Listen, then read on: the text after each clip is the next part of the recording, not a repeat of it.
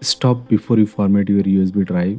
So if your USB drive is not detecting and you are hearing the connection sound, so if you see the connection sound is coming but it is not detecting, or if you see on the this PC it is not showing here. So in next 1 minute I will show you one step, and with that you can fix your issue if you are facing the same issue, or if you have any other issue you can comment. So right now I am inside this PC, and you can see the pen drive is not detecting, and I have connected the pen drive. Maybe you are facing the issue with your external hard disk or external SSD. So that also you can fix with this. So right click on start menu, and over here you will see disk management. Click on disk management and it will take some time to load over here.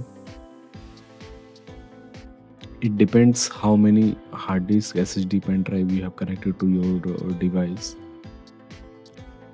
So as you can see, it is showing the pen drive over here. This is my HP pen drive. It is showing here, and I have one SSD and hard disk connected over here. So this one is the pen drive.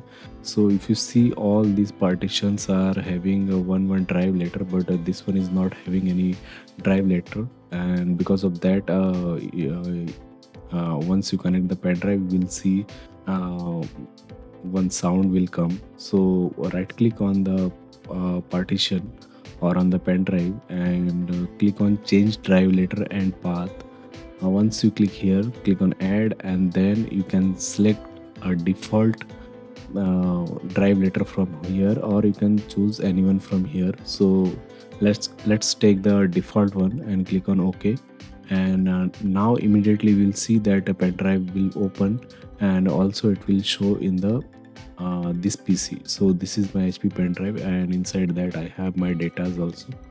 So it is working fine, and let me know in the comment if you are facing any issue.